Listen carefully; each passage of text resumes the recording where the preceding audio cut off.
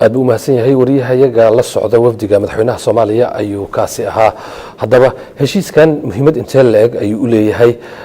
geedi socodka dib u heshiisiinta siyaasadda Soomaaliya iyo sidoo kale sidee uu muhiim ugu yahay galmudug waxa mowduucan ila falanqeynaya Saciid Jaamac Cali Qorsheel wasiirkii hore duulista iyo gaadiidka haddana ah gudoomiye ku-xigeenka xarunta tala soo jeedinta Soomaaliyeed ama afka qalaad lagu yiraahdo Somali Think Tank wasiir hore soo dhawow Saciid Jaamac Cali heshiiskan maanta la dhameystiray sidee buu muhiim ugu yahay geedi socodka dib u heshiisiinta Soomaaliya guud ahaan iyo gaar ahaan galmudug bismillaahir rahmaanir rahiim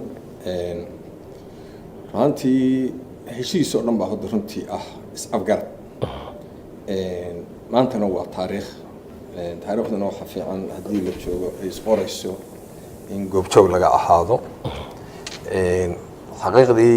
Soomaaliya burbur baa ku dhacay burburka ku dhacayna waxay ahayd dhinac walba u baabaaday waxay ahayd in la isku celcesho in bal la helo dawladnimo Soomaaliyeed haddii dib loo arkayna la isku tagayna waxa ay ka fursan weeday bal in la helo Soomaaliya maxaa lagu bilaabi karaa waad ogeedeen tibalowgi waxa la yiri hal warlordski marka dalka ka talinayay oo dhowr iyo 20 ah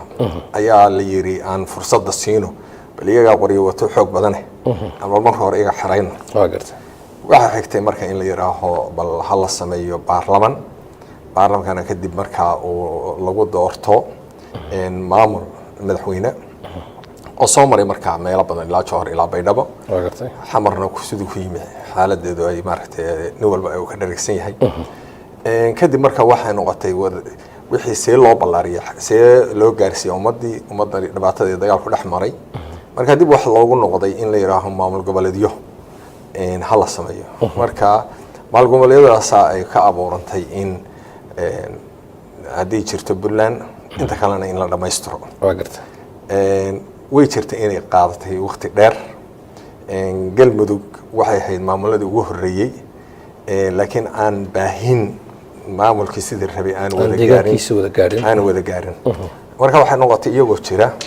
oo maaragtay yantii markii garowani garowtu saxiyada wax ku lahayn macnaha marna kama ay harsanayn go'aanada waaweyn internationalna dual track wax la yiraaho oo Soomaaliland iyo Puntland ay haddana iyaduna ay dhinac kaga jirtay oo kaalinteeda ku helaysay markii dambana waa tii ay noqotay in muxuu ahaa jubooyinka dib badan laga maray aakhirkii maxay ahayd koonfur galbeed ay istaagtay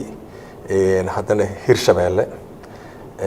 markii halka maamulkii la rabay inuu aad u soo ballaarto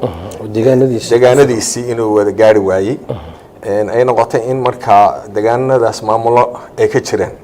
maamuladii marka see loo mideeyaa ay noqotay marka aad baa la isku afgaran waayay waxay noqotay marka in culays badan fuulo in qoloba dhinac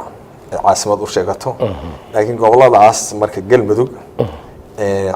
caasimadda rasmiga ah waxay ahayd meesha la yiraahdo Dhuusamareeb oo dastuuriga waa gartay haddaan ku taabto aniga kula hadlaya 74 waxaan ahaa ardadii shaqada qaranka waxaan ilaahaa ololihii horumarinta remiga dadka u tagay dadku wada yaqaanaan tuulo ku dhow ilaa 30 xoog oo jirto bilacla la yiraahdo ayaan waagaas ka shaqeynayay marka ilaa ceel qoxle ilaa ceel buur ilaa maaragtay inta hadda meel gurigoodan labe ilaa iyo maaragtay aagaas aan ku socon jirnay marka Dhuusamareeb caasimad jirta oo qaybtii koolaatiraad ciidankuna degan yahay maamulkoodu wax walba u dhan yihiin ayay ahayd laakiin dagaaladii sokeeye waa magaalooyinka ay qaateen oo dadka sidoo qaatay oo dib loo arag bay ahayd hadda dib loo soo yeegleelay oo dib u soo cad marka waxay faa'iido ku jirtaa waxa weyn faa'iido ku jirtaa maamul fara badan oo gobolada dhexe qaybta ku jiray oo la filin taariikhahan dhow inay isu yimaadaan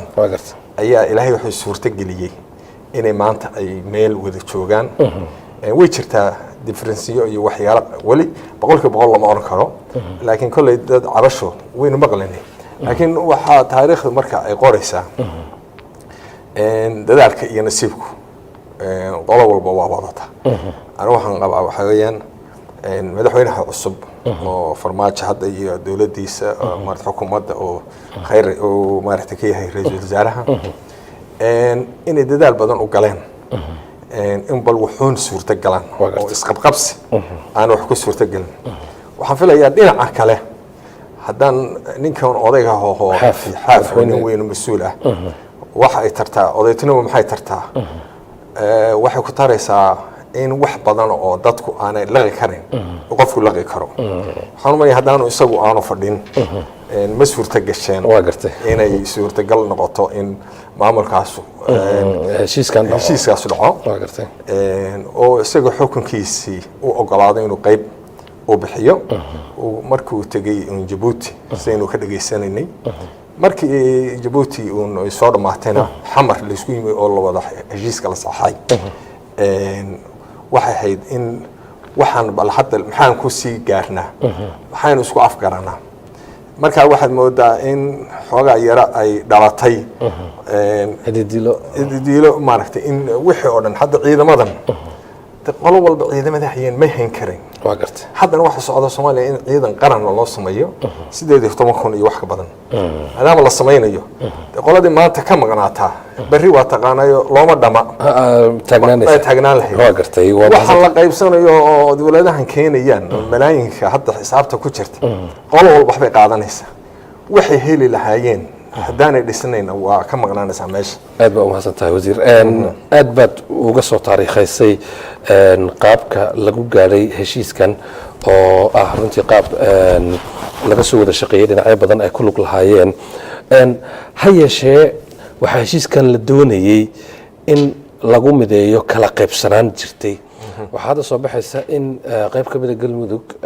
gaar ahaan caasimadii ku meelgaarka ahayd dadka ku nool ay tabashooyin qabaan taas sidee bay u saameyn kartaa geedi socodkan wallaahi hadda run ahaantii waa sax in laga wada hadlo way ahayd markii Djibouti moogtay inaga waxyaalaha inagu dhaca waxay markii wax u dhamaadaan baa qofka hurdada ka soo kaca oo yaraha may tan anigu ima qancinayso muddo socotay bilay socotay qaylada maynu maqal Djibouti baa la joogay maanta hadii Djibouti uu joogo la yiraahdo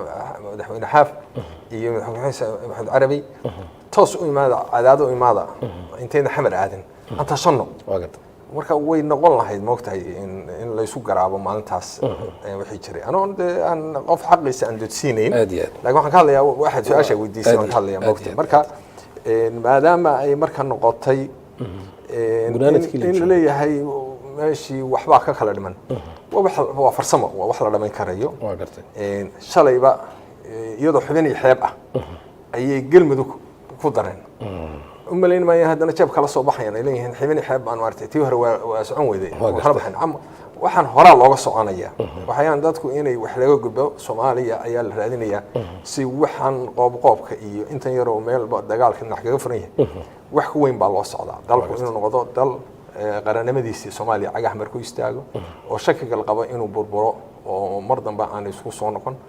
in meesha ay ka baxdo goboladan waxaan waa dhulka xasaasiga ah oo hadii joor ay taagantahay siyaasadda Soomaaliya in wax laga dhisi karo in laga dumin karo dadku waxay yiraahdaan maxay ahaydeen waa dad fircoon waxba lagu tilmaamay ma aha ee waa goobta ka dhigaysa inay istiraatiiji ahaan marka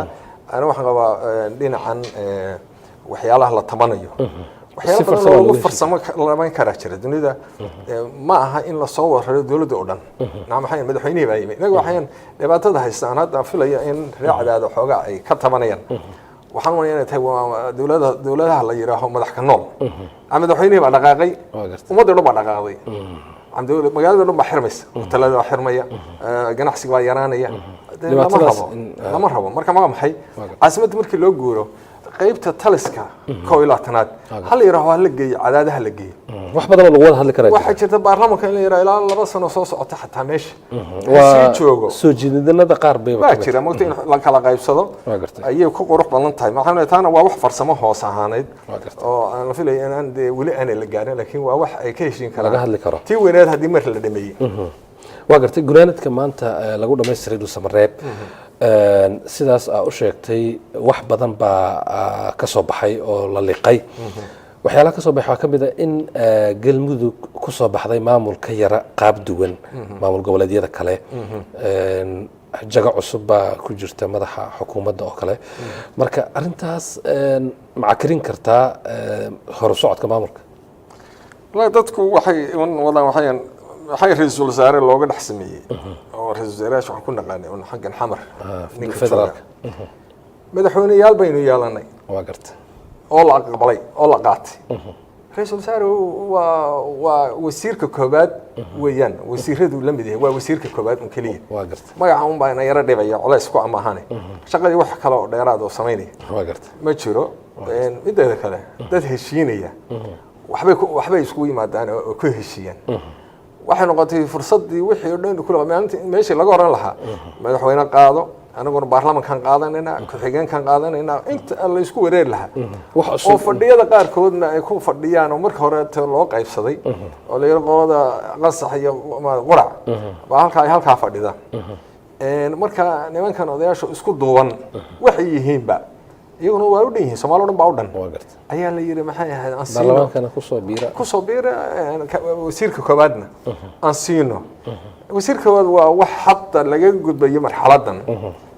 berrinka hala imaan kara waa gartay khasab ma aha moogta in sheekhu uu sii joogo sheekhu nin darajo doonaya anigu ma ba arkiba waa gartay nin xal raadinayo oo raba inuu maartay goboladaas oo dhan ay midoobaan una arko in maartay qolooyinkoodaas ay meesha ka muuqdaan waa gartay ay u badan tahay waa tahay marka anu qabay inay tahay wax hadda magaranaysaa structure-kii dowladnimo Soomaaliyeed ka bedeli kara waa gartay laakiin dadku waxaa laga yaabaa inay ka walaacaan iyadoo madaxweyne iyo ku-xigeen wada shaqayn la'aayeen mararka qaar oo isku dhaco khilaafka iska badan yahay haddana jagadan saddexaad amay keentaa in wixii ma aragtay la socodsiin waayo hawsha wallaahi hadda ilaah waan baryanaa madaxweyne keligii meel jooga oo dadka oo dhan ka dabaqayn leeyahay waa keligii taliye waa keligii tashade waa aragnaa saddex nin oo khayr qaba haddii joogaan anigu nimankan culamada oo meesha joogta u malayn maayo niman hadda power struggle xoog leh oo ku dagaalamaya challenge uma eka marka waxaan qabaa in madaxweynaha odaga ah oo jooga xaafna uu qayb libaax ka qaatay oo runtii ku ammaanayo maxay da'du tartaa waayo aragnimadu maxay tartaa waa sida xaafo kaleeto waayo nin kale maanta ka saar lahaa anigu dhalinyarada waa laga nabadoonsan yahay way soo mareen waa gartay way soo mareen maanta se wajiga ay yeelatay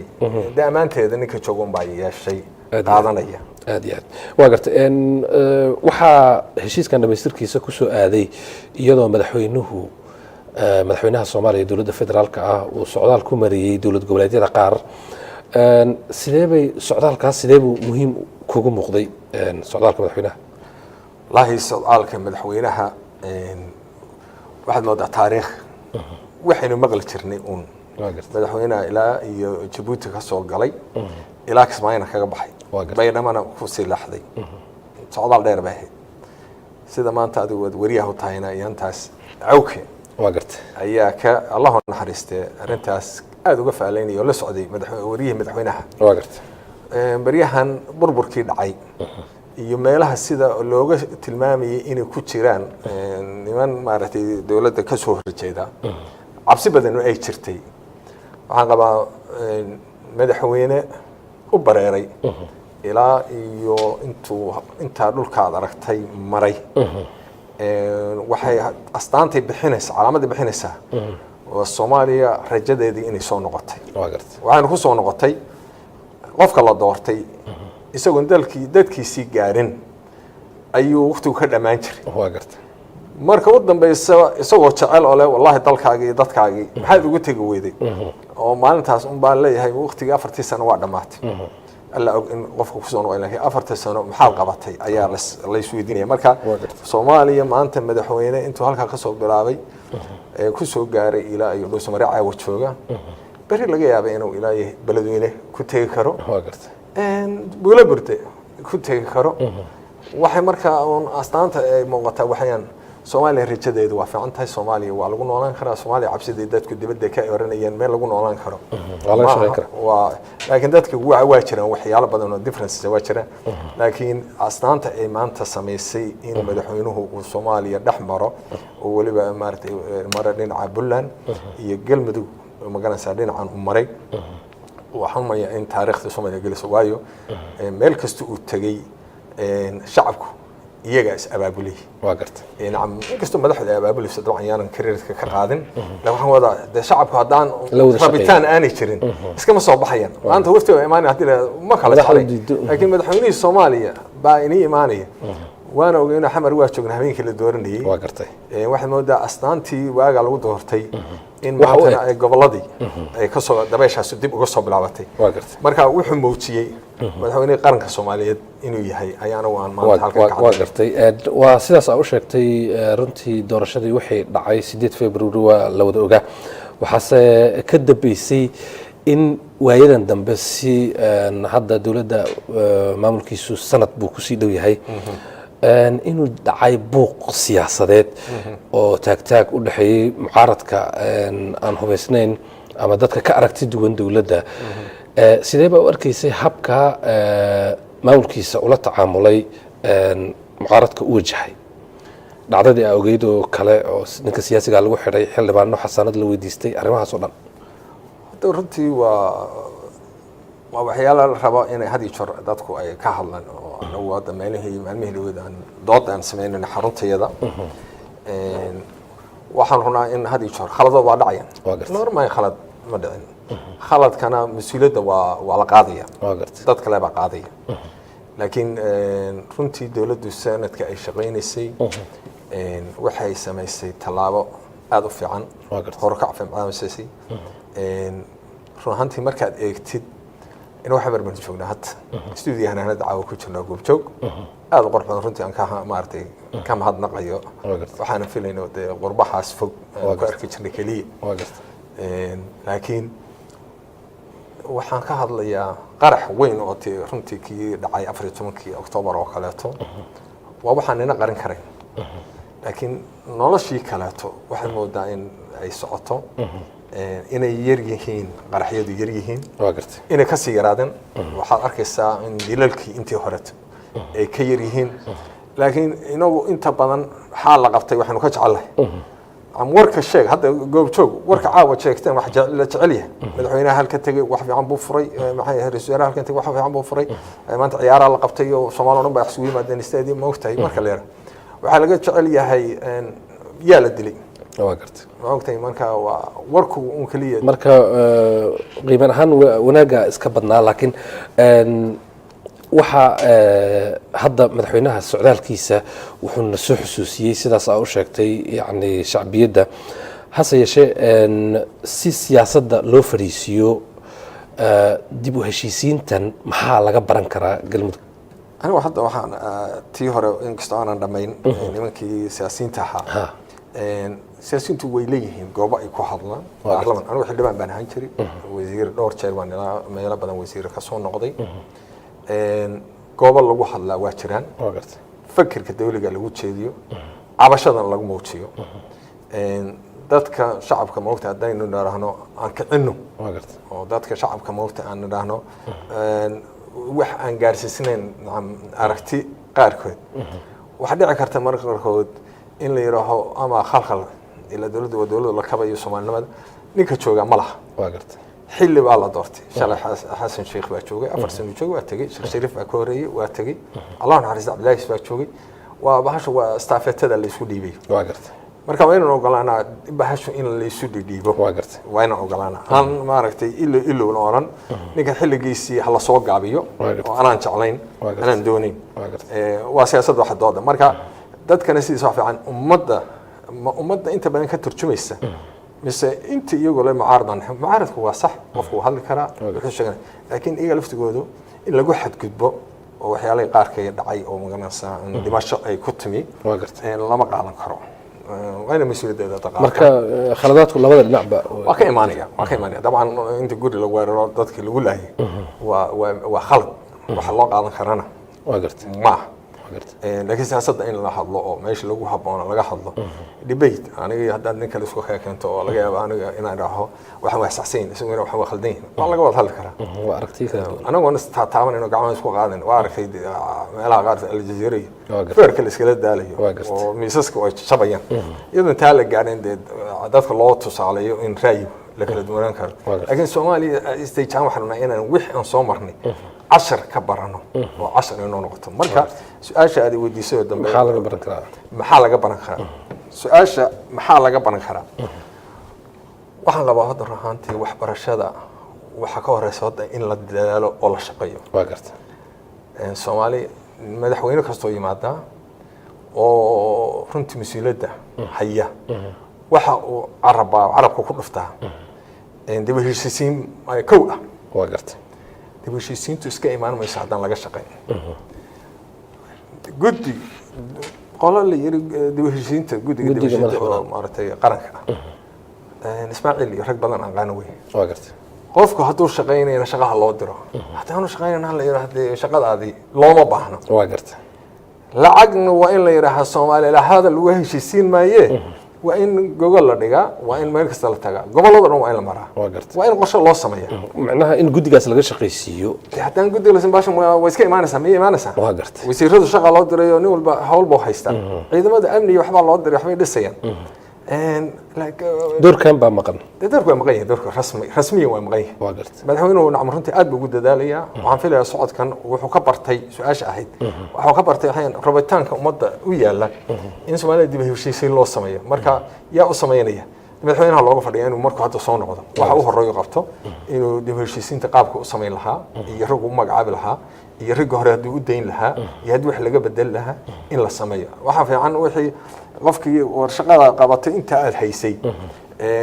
saaxiibow maaragtay waxba maradhel weeyday haddaan lagu qanacsanayn waa gartay haddii qofkii haddaan waxba loo dhiibin haddaan waxba loo dirin lama eedan karayo marka aniga say ugu muuqato xayaan dib u heshiisiinta in la xoojiyo in la bilaabo oo la xoojiyo oo laga shaqaysiyo oo la yiraahdo hadda xamar baan joognaa toddoba degmo xamara ayaa ku yaala waa gartay xamar waxa la yiraahdaa mararka qaarkood guux baa jira marka mar in la yiraahdo odayaal baa la kaxeeyo meel ku shirin maahane wax wala shir dib u heshiisiin ma maqash ma jiro waa ogaan lahayn marka waxayaan baxashu laga saaro meeshii khaanada ku jirto banaanka la soo dhigo hal la heshiisiyo hal yiraahdo reer hebel waxba dhex yaala aan ka hadalno hal siiyo Soomaali 135 baa la yiri ayaa Soomaali ismadooda ah waa garta oo wax dooranay maaha inay yihiin in la yiraahdo nimankaasu aliis meel laga bilaabo kara weeyaan nimanka u yeerno ninaahno inaka xildhibaanadan hadda joogan oo keenay Soomaali maxaa ka khaldan maxaa dhibaatada ka jira in xataa iyaga lagu shaqeeyo la dhaqaajiyo iyaguna kharash bay u baahan yihiin dhaqaale u baahan yihiin meel la sicib amni u baahan yihiin marka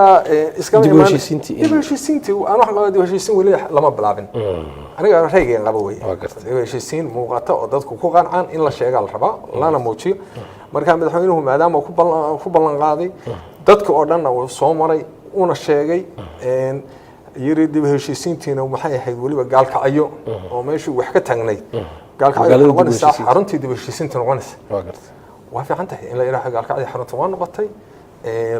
la ballaariyo aan iyaga hadday tooda la dhameeyo tii Soomaaliyeed oo dhan gaalkacyo lagu dhameystiraya mise caasimadda lala imaanaya mise meertan oo soo meeshii marka wax ka jira Kismaayo wax ka jiraan oo la aadaya baydhaba wax ka jiraan baydhaba la aadaya waa gartay Hiiraan ma aha asaas kale galmudug ma aha asaas kale Puntland markaas la oran kara bahashi wallahi waxba socda waa gartay taas waa haddaan ku soo laabano waxa tahay siyaasi hadda aan nidaamka ama xukuumadda jirta ka tirsanayn haddaan ka nimaado dib u heshiisiinta beelaha siyaasadda laftigeeda waxa aad ula socotaa habab cusub oo in maaragtay meediyihii gaar ahaan social meediyihii dawladdii iyo dadka ka soo horjeedaba isku maaragtay laysku propaganayo marka tan lafteeda in la fariisiyo siyaasiyiinta intay isku timaado la dhaho rule of the game aan samaysano yani xeerka siyaasadda loo ciyaarayo in aad loo sii qeexo in loo baahan yahay ma kula tahay hadda runtii siyaasaddu mid un baa caafimaad laga heli karaa nin walba hadduu yiri siyaasaan ahay dhibtiisa leedahay waa gartay waagi horeeto dadku ma dhaqaaqi jirin isma gaari jirin hadda baa la yidhaha Facebook iyo maxay ahayd social media waa gartay ayaa dhibaatadu ka dhacday meel kasta caawa ama run iyo been wixii yaroo la geliyaa waa gartay adduunka dhan ba ku fidaysaa waa gartay markaa sidii hore in wax ka duwanaadaan oo la hubiyo kelmadda oranaysa aad hubisid waa gartay waxaa ku dhaqaaqaysa aad hubisid way ka duwan tahay xilliga horeeto marka siyaasiyiinta marka nimankan siyaasiyiinta ah anigu waxaan qabaa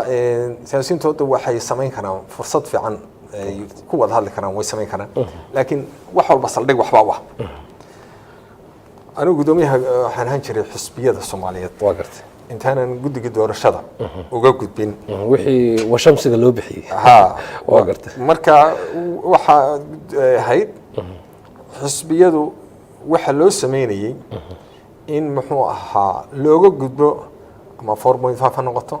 ama ha noqoto wax koox gaar ah ama qolo meel sheeganaysa ama koox wax sheeganaysa